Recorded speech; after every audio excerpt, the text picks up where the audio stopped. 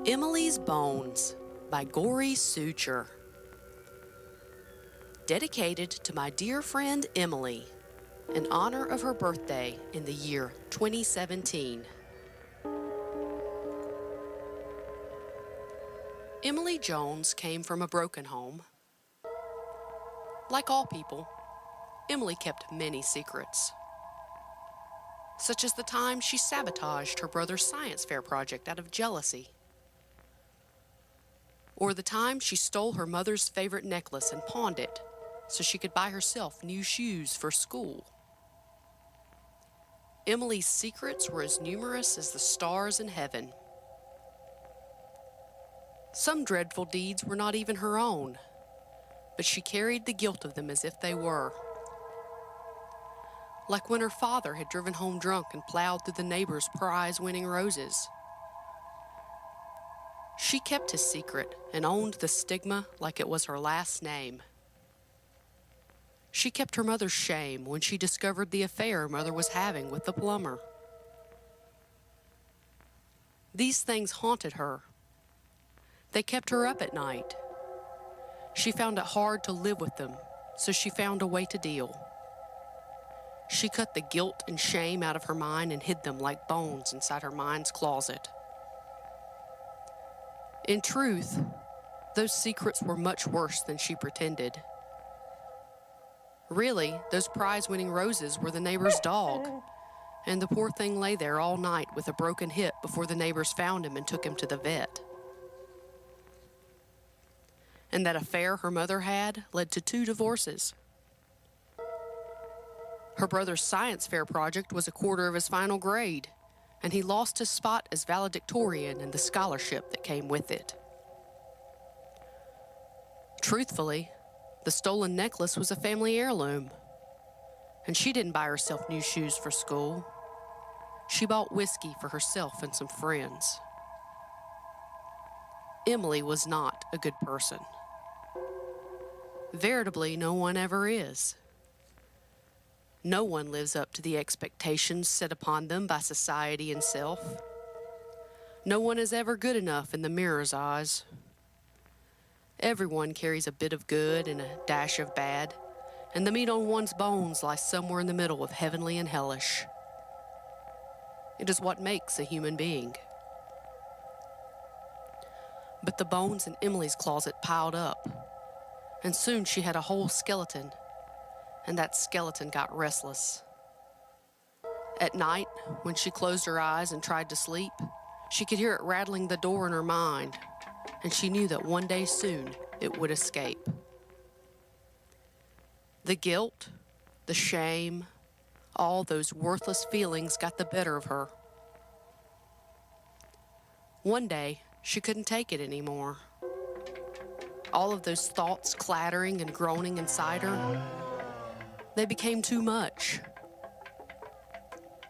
She flung open her closet, threw all her clothes, shoes, and boxes of junk out of her way and onto the bedroom floor.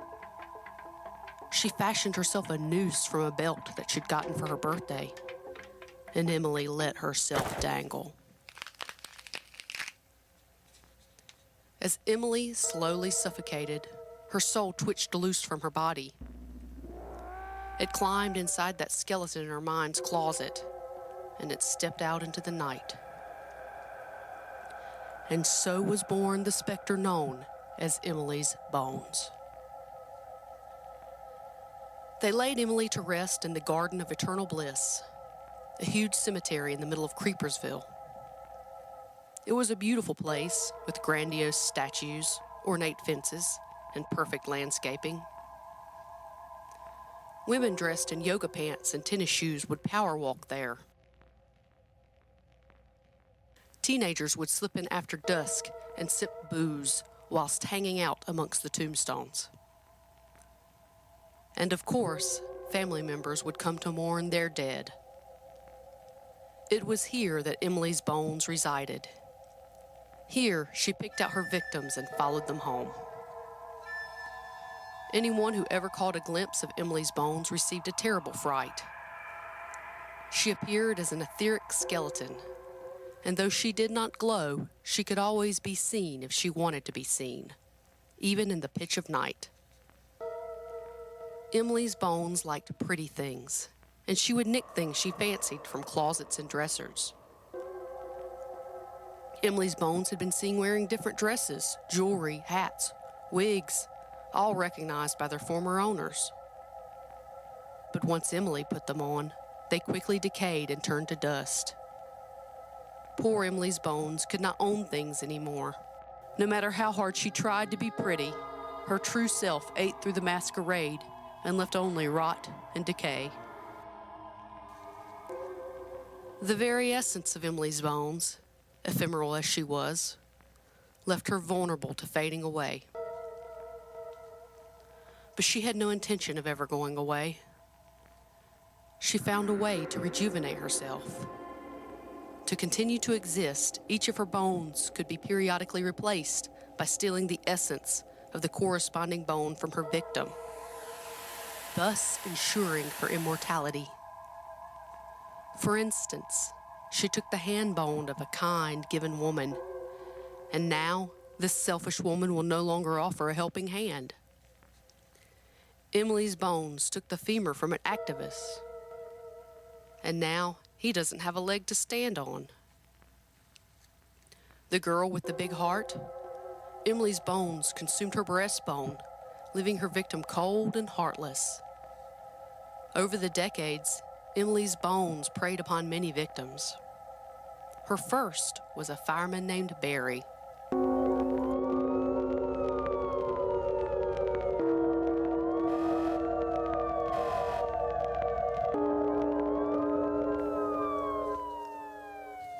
The fire at 1919 Elm Street burned with a hellish urgency, as if the world needed one more pile of ashes more than a screaming baby needed milk. The thick smoke swirled about the hallway, making it impossible to see. The heat was so intense that it melted candles on a wall shelf, despite the distance of the encroaching flames. Barry's heart pounded in his chest.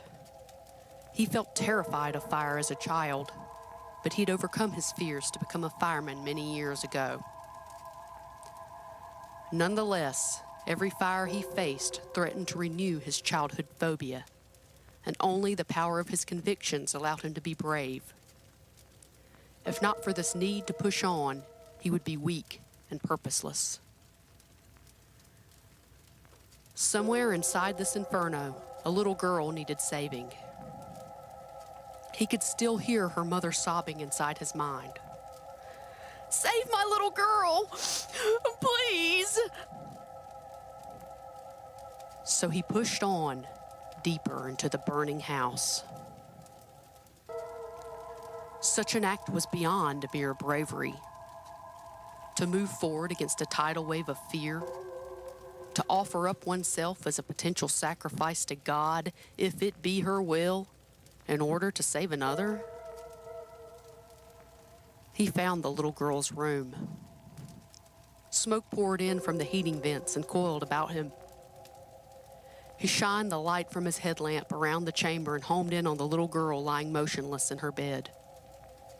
His heart skipped a beat, and he prayed that he wasn't too late as he rushed over to her and scooped her up into his arms. He made his way back to the window where he had entered the house. As he did so, he saw a blurry furball dart past him and back the way he had come from. He thought, "Oh no." He handed the girl out the window and into the waiting arms of another fireman. "Come on, Barry," the man said. "I can't."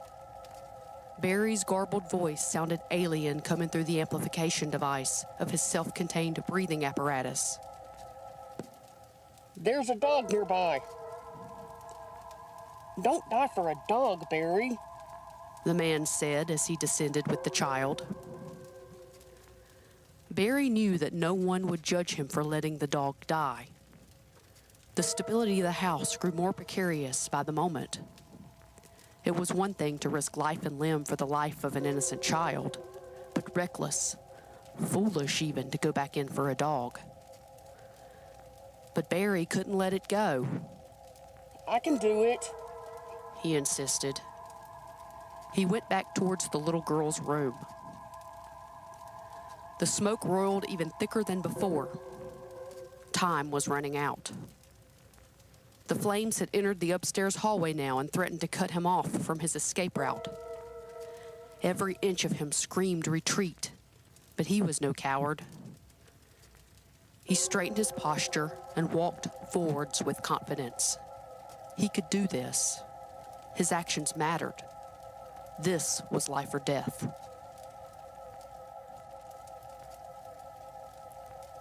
He knew the dog would be hiding, but he didn't know where. Beneath the bed seemed likely. He got down on all fours and peered under, shining his headlight into the blackness. He saw the poor creature trembling with fear. The dog growled at him. He reached in anyway and grabbed the dog by the scruff of his neck. The dog struggled against Barry as he dragged him out from under the bed. The dog went limp, catatonic with fright. Barry stood up with the dog in his arms, and then he hoisted the dog over his shoulder. The flames had completely cut him off from the window now. He'd have to find another way out. His luck endured. He opened the window in the child's room. Located above a covered porch, there was a roof 1 story below. He jumped down, then jumped again to the ground below, landing with a hard, jarring thud that he could feel run up his spine. He had done it. Titillation overwhelmed him. He ran around front to the rest of the team, where they worked to put out the blaze. Paramedics loaded the girl into an ambulance. She was unconscious, but thankfully still alive. Her mother sobbed in hysterics nearby. A teenage boy ran up to Barry, yelling, "Spot! Oh my God! Thank God! Thank God he's okay, Spot!" The old dog perked up his ears and nearly leapt from the fireman's shoulder into the arms of his master. Just then, the roof of the house collapsed with a thunderous crash, devouring the entire upstairs of the home. Barry went to help his fellow firefighters battle the flames before they could spread to any nearby homes. When it was finally over, back at the firehouse, Barry stripped himself of his turnout gear. His 12-hour shift ended an hour ago, so he stored his gear by his bunk and went to take a shower. He didn't want to go home to his wife and daughter smelling of smoke. He felt keyed up after such a harrowing night, so he decided to leave his truck at the station and walk home, thinking that the fresh night air would allow him a chance to calm down and collect his thoughts. He had no way of knowing that his strength and bravery would shine like a beacon to Emily's bones. And as he passed the cemetery gates, she noticed him and followed him home. He turned the key and walked in through his front door. "Barry!" his wife said. She smiled as she tried to hide the look of relief that washed over her face. She kissed him. "How was your shift?" "Long, hard," he admitted. "What I look for in a man," his wife said with a giggle. "Daddy!" his daughter screamed, running out of her bedroom, dressed in pajamas and wearing a toy tiara. She threw her arms around him and he lifted her up and gave her a kiss. "Aren't you supposed to be asleep?" he asked. "Yes," she confessed, "but I heard you talking to Mommy and I woke up." "And now it's time for you to go back to bed, Jane," Barry said. "Come on." He carried her to her room and laid her down. "And I don't think you should be sleeping in this," he said. He took the tiara off her head and put it on the nightstand beside her. But I'm a princess, she decreed. Indeed you are, he acceded. He pulled the covers up to her chin and kissed her forehead. Jane looked up at her father with love in her eyes. She felt proud of him. He was more than just a hero. He was her hero. He was her dad. "Good night, Daddy," she said. "Good night, Jane," he replied. He turned off the lamp and returned to the den. "Well, what about you? Are you coming to bed, or are you too wound up?" his wife asked. Barry said, "I think I'll read a while." "Well, good night then. I've got an early shift, you know."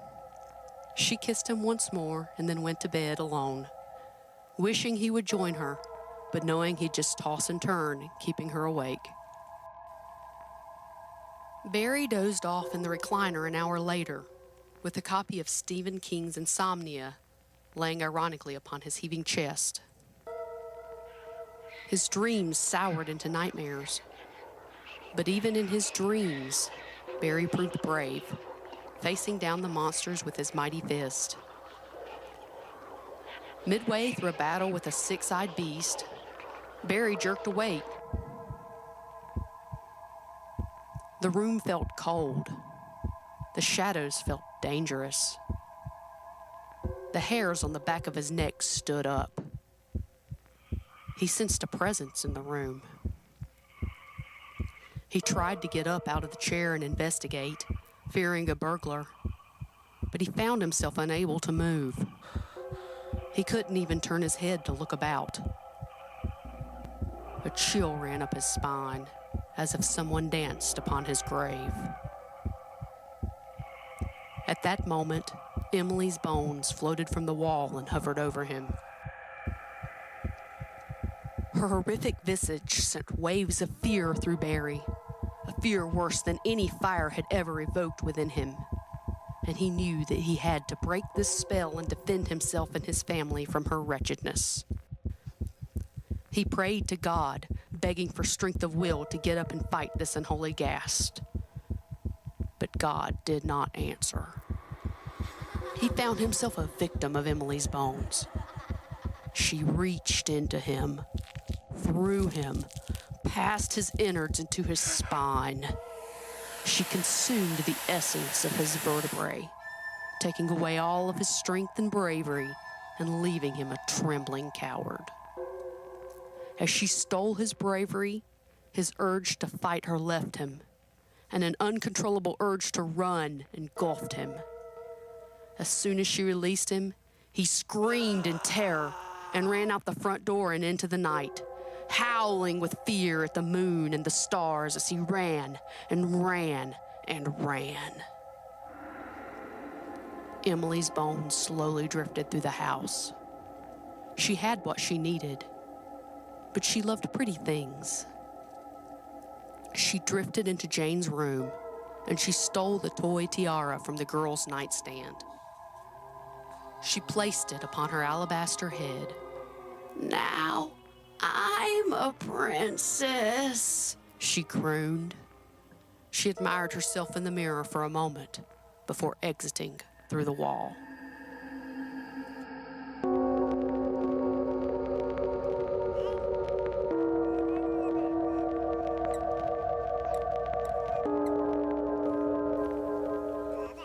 The next victim of Emily's bones was a woman named Gori.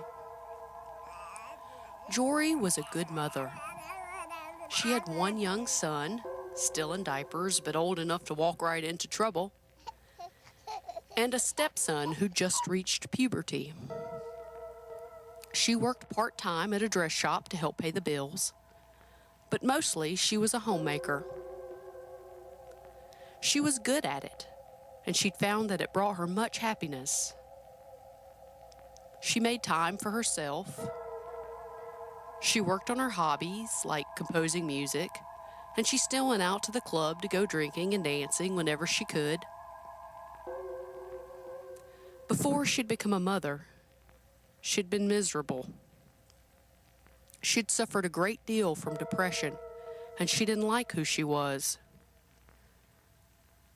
But then she had reunited with Lucy, her high school sweetheart. Their ardor had rekindled, and Lucy promised unconditional love.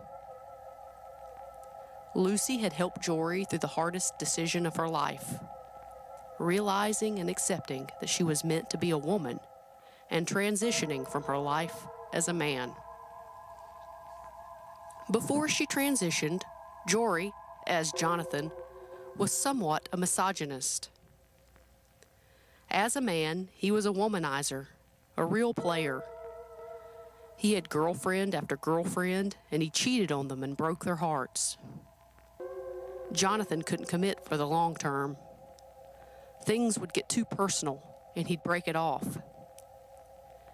He did this because he coveted feminine vulnerability.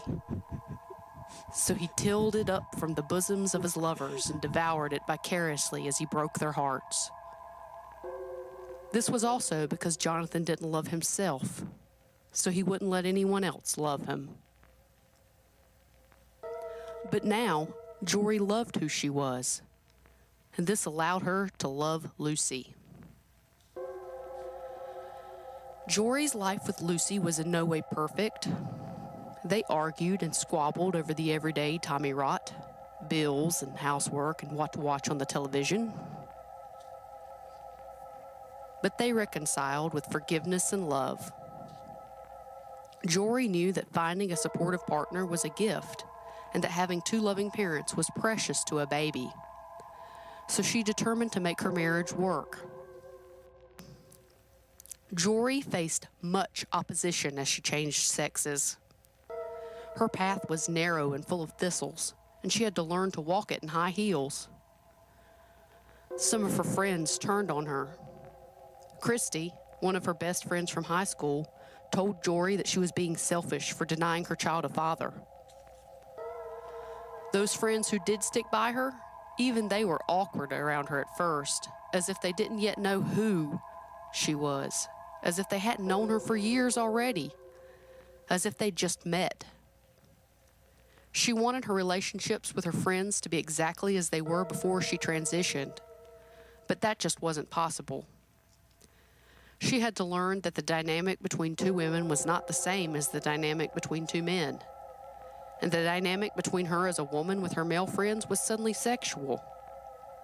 What used to be a friendly hug between brothers could now be construed as a come-on, even if she didn't mean it that way. Legal action was taken against people like her, telling them where they were allowed to pee. Her father wouldn't look her in the eye anymore. She dealt with catcalling men and customers who refused to call her ma'am despite her demeanor and dress. Everywhere she went, she was misunderstood. In an attempt to protect herself, she decided that anyone who didn't support her decision to be transgender did not deserve to be in her life. Then she extended this to the concept that anyone who did not agree with her political opinions did not support her and did not deserve to be her friend. She pushed everyone away, and she ended up lonely. But eventually she realized that those are two different things.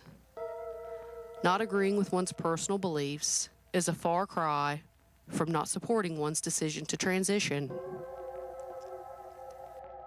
She eventually reconciled with those friends. She faced all that strife like the strong Southern woman she was meant to be, with feminine charm, grace, and perfect makeup. However, Gori was not prepared to face Emily's bones. She didn't believe in ghosts. Not before that night. Gori had taken the dog out for a walk, as she always did at the edge of dark. It was just her and Scooter, out for a stroll. The sidewalk bustled with people that night, so she decided to cut through the graveyard for some peace and quiet. She glimpsed Emily's bones out of the corner of her eye. She thought the ghost was just a person, but when she turned to look, she saw nothing. The hair rose up on the back of her neck, nonetheless, and the dog started barking in that direction. "Come on, Scooter," she said, as she tugged at his leash, dragging him back towards home. Emily's bones followed. Gori felt eyes behind her as she walked. She kept looking over her shoulder, but she never saw anyone there. She felt relieved as she arrived back home. "How was your walk?" Lucy asked, with their son wiggling in her arms. "Fine. Creepy," Gori said as she unleashed Scooter. "How so?" "It's nothing. I just got a weird vibe from the graveyard," Gori said, dismissing her perturbation. The family went to bed a few hours later, and at that time, Emily's bones made her move. In the still of the night, as Gori lay supine and vulnerable in her sleeping state, Emily's bones hovered over her. She turned her head side to side, regarding the sleeping woman. Her alabaster bones were so pale, they seemed to glow against the darkness. Emily's bones reached into Gori's torso just beneath the breast, passing through the meat of her, until her fingertips were just inside Gori's ribs. Gori gasped with pain, waking up as she inhaled sharply. Panic filled Gori's mind as she tried to make sense of what hovered above her. Her heart pounded violently. She wanted to scream, but no voice came. Mere minutes passed, but it seemed to last forever. Emily's bones sucked the essence of ribs from Gori, leaving her rib cage but a ghost of itself, and the entirety of femininity was drained from Gori, as if Adam had taken back his rib from Eve. When Emily's bones finished consuming the essence of rib, she floated off of Gori and put her feet upon the floor. She turned to walk away. She stopped at the dresser, picked up Gori's favorite wig, and placed it upon her own head. She looked back over her shoulder at Gori, who lay frozen with fear, and she walked away, passing right through the door. Finally, the scream came. "Rah!" Gori's voice sounded deep and gravelly, just as it did before she had transitioned. Lucy awoke, frightened. "What's happening? What's wrong?" she asked. "Did you have a nightmare?" She reached out to comfort Gori. "Leave me alone, woman. I don't need you coddling me," Jonathan said, pushing her hand away. Emily's bones had stolen the essence of Eve from her victim. He was doomed to become overly male, losing all of his feminine side and qualities. Gori was gone. Depression seeped in as Jonathan felt the old mindset return. He didn't want to live like this. He thought about buying a gun. Poor Gori, one more tragic victim of Emily's bones. If only someone had banished her. But alas, her reign of terror continued on. Her next victim was a man named Zach.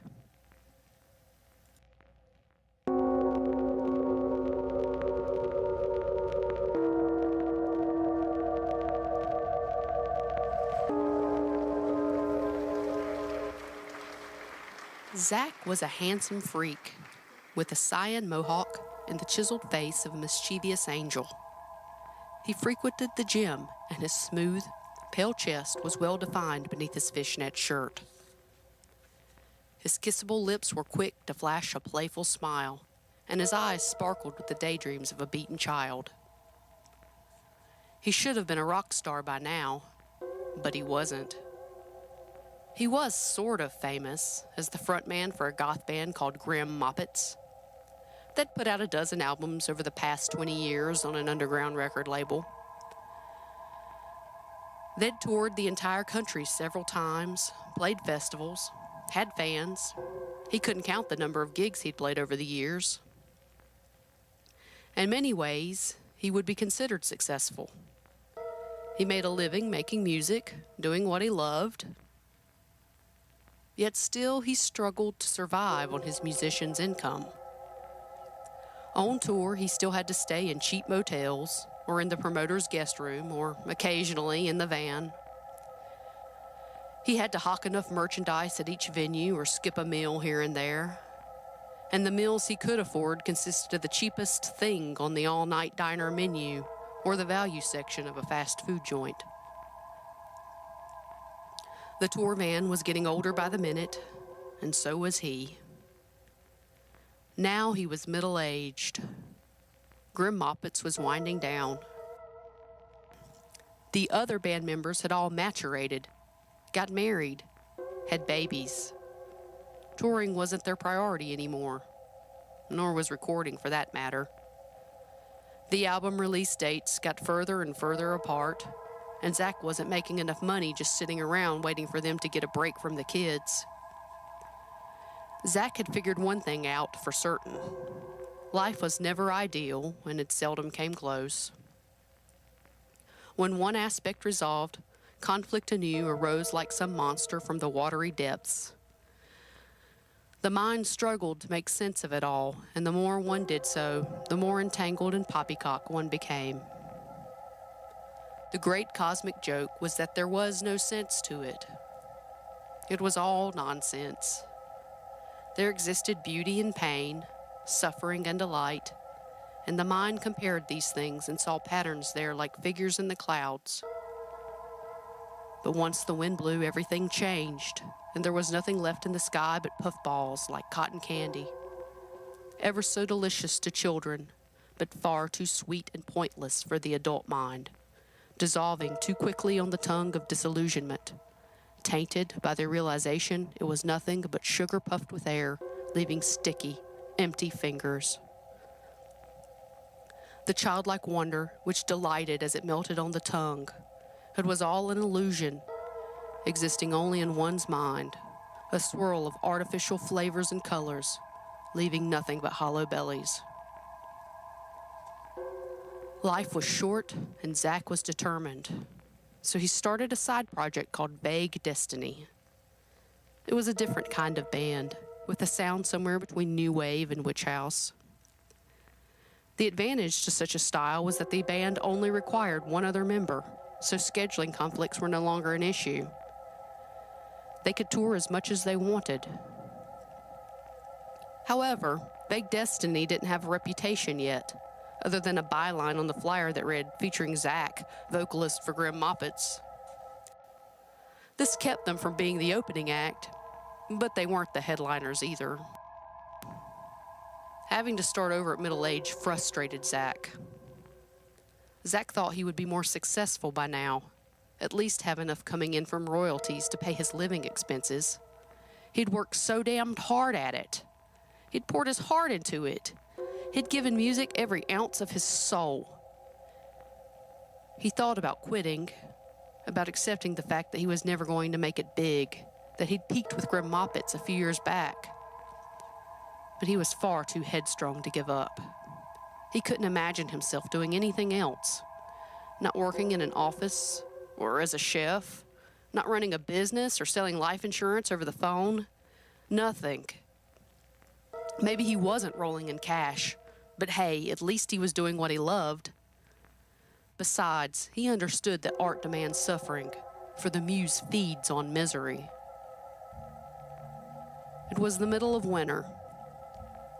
That night, he was playing a show in Creepersville, a medium-sized city with dreams of being Atlanta. The Moonlight Club, an old house gutted and turned into a 2-room venue with a small stage and cash-only bar with piss water on tap, had been around for decades, and it had showcased some of the best in underground and punk since Nixon was president. It was a dive for sure, all stickers, graffiti, and cigarette burns on the wooden floor. The sparse furniture was all salvage, including the bar. The only real investment had been in the sound equipment. Zach didn't expect a big turnout, but a few of his Grim Moppet fans were likely to show. The fans began to trickle in an hour and a half before showtime, hanging out at the bar, getting tipsy on overpriced liquor, or just killing time with bottles of water and talk about the weather. Just like Zach, they were getting older, and rather than dance before the main event, most of them just sat around complaining about how the chairs were hurting their backs, or how they dreaded having to get up early to go in to work the next morning. Some of them still dressed up in gothic clothes, squeezing their middle-aged asses into spandex hot pants and squishing their beer bellies into crunchers. They still teased and dyed their hair to match their once-upon-a-time rebel attitudes. And of course, they still caked on the white face paint, blackened their lips, and gooped on the eyeliner and black eyeshadow. However, most no longer pulled off the tragic ghost look and had instead entered ghoul or zombie territory. There were those who wore band t-shirts and black jeans, the same style they'd sported for the last 2 decades. But now they needed belts and suspenders to hold up their pants. Some didn't even try anymore, feeling far too foolish wearing the play clothes of their youth to bother. They'd given up altogether and resigned themselves to wearing the very same button-down dress shirt they'd worn to work that day, or a brown and green flannel lumberjack shirt fresh from the Goodwill in an attempt to be ironic. Yet still their faces smiled. Still they had fun as nostalgia pervaded them, and for just a moment, they felt young again. Zach liked to mingle with his fans before the show. He wasn't one of those hide until it's over kind of guys.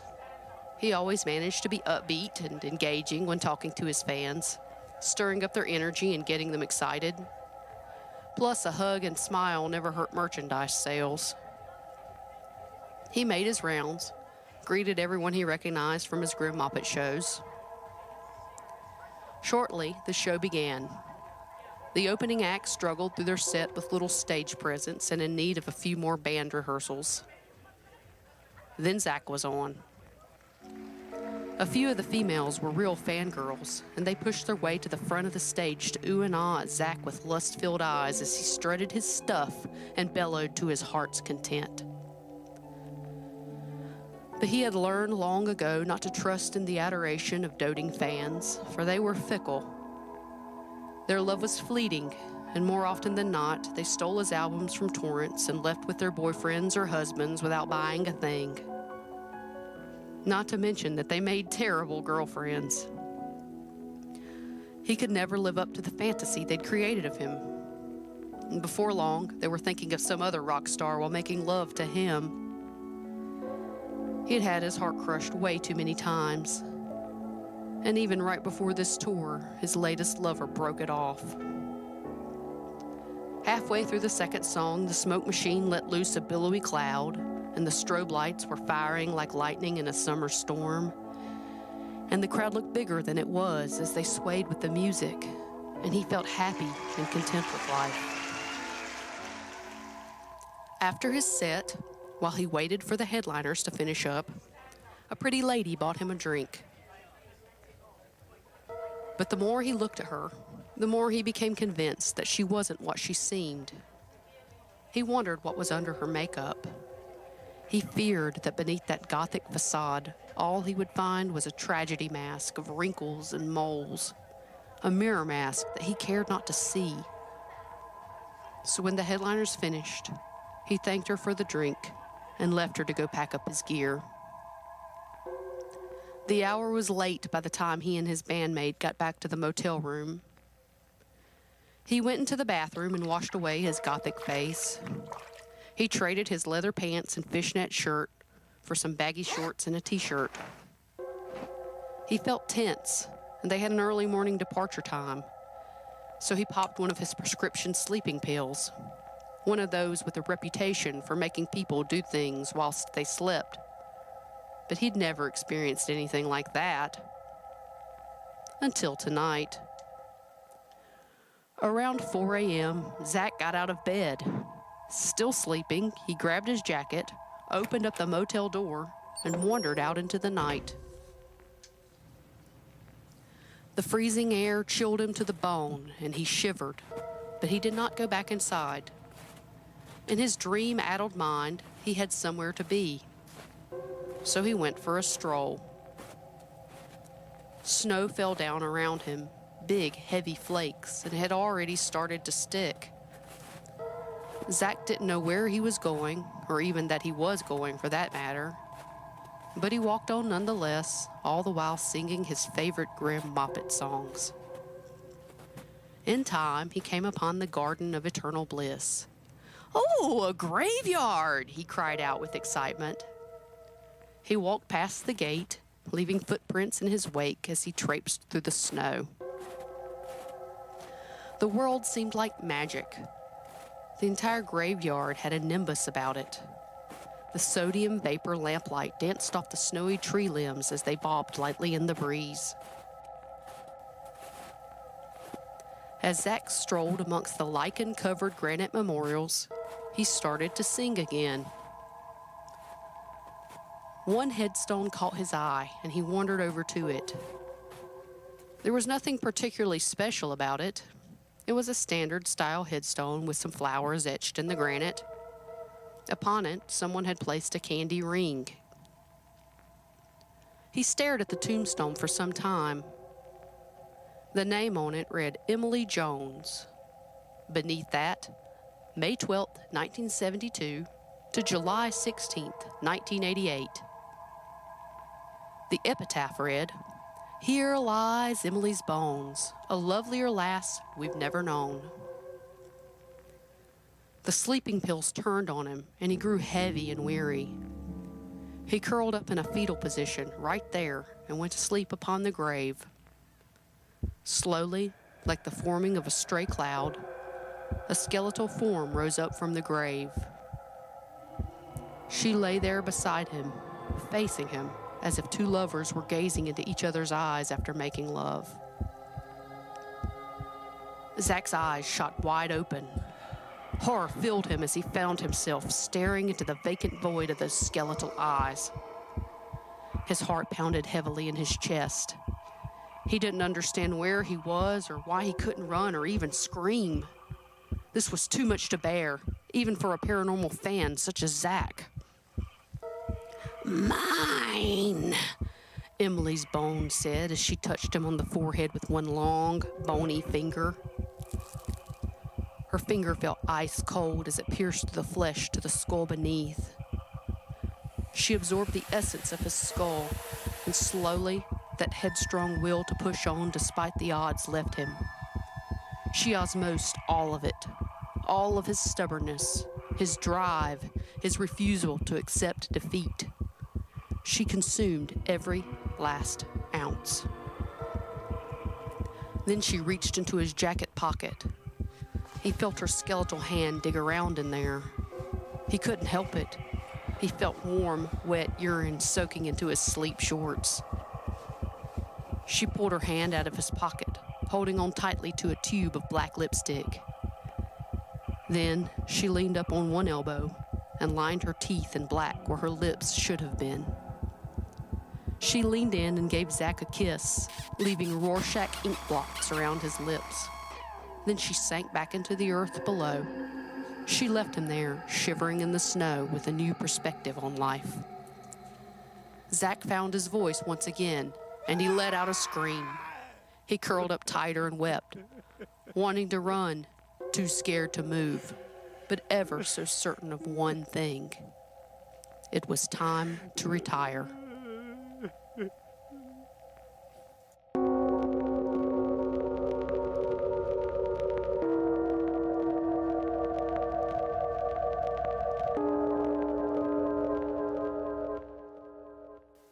The story of Emily's bones doesn't end there. It was late summer, the kind of day that portended fall. The gray sky, heavy with clouds, felt low and oppressive. Cicadas hummed in steady rhythm. Crows cawed in the distance. Thunder rumbled. The grass needed mowing, but it looked pretty like that, slightly wild and rebellious like a teenage boy's hair. Freshly mowed grass always seemed sad, as if reeling from a violent assault. The rain began to trickle down from the heavens, a gentle pitter-patter upon the gravestone above. Emily lay still in her coffin, her dark, lonely home. It was daylight now, and she should have been sleeping, but she felt restless. A sense of urgency kept her rolling about, for her feet were feeling brittle these days and soon needed mending. Where would she find her next victim? Are you, dear listener, footloose and fancy-free? A warning for all those who wander the night. Should the graveyard beckon, stay out of sight, for Emily's bones will give you a fright and take from you what gives you your might.